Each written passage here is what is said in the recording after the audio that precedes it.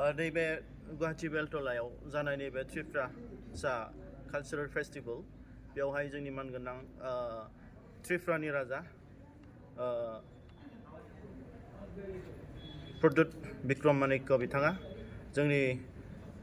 बड' national students union जोंखौ लेंहरनानै नैबे प्रग्रामाव बाहागो लानानै गोबां जोंजों फैबाय थानाय बर'फोरनि इस्युनि सायाव सावरायदों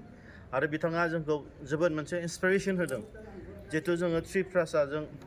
आरो बर'जों जों बिदा फंबाय आरो एखे माने प्रब्लेम्स जिहेतु बिथांमोनहा त्रिपुरायाव बेंगलिसफोरजों गादब जानानै बिथांमोना गावसिनि हायावनो दिनै एकदम हालाय हाफाय खुनु मोनसे अधिकार थागिबिनि मोनाखै दा थिग बिदिनो जोंनि बर'फोरखौ फिन खेबसे माने आलाय सिलाय जानायखौ नुनानै बिथाङा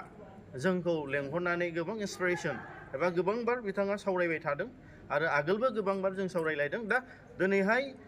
जोंखौ लेंहरनायनि मेन उद्देश्यआनो जाबाय फैबाय थानाय समाव जोंनि ट्राइबेलफोरनि मोन्थाय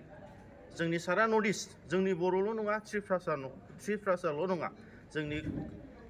डिमासा कार्बिस गासैबो काउन्सिल 6 शेड्युल एरियासनि जाय बिथांमोना सोमावसारदों बे सोमावसारग्रा हान्जाखौ जयै लानानै दिनै दिल्लीयाव जन्तर मन्तराव मैखोम भाबै आन्दलन खालामनायनि जि पलिसि स्ट्रेटेजिखौ बिथाङा बानायबाय थादों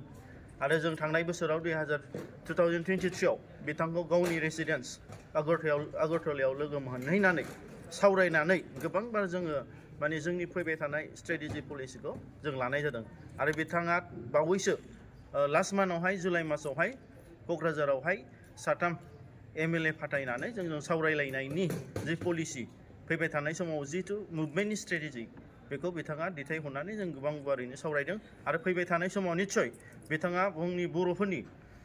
जिथु BoNSUनि जिथु निउ जेनेरेशन्स गोदान लाइमोनफोरनि जि स्पिरिट जि मुभमेन्टनि जि मोनसे स्ट्रेटेजि बिथाङा जोबोद मोजां मोनदों आरो जोबोद सापर्ट होबाय थादों आरो फैबाय थानाय समाव गोसो खुलायै मेन्टेलि फिजिकेलि बिथाङा होनो थाखाय दिनै जोंनि गेजेराव बिथाङा खोथा होबाय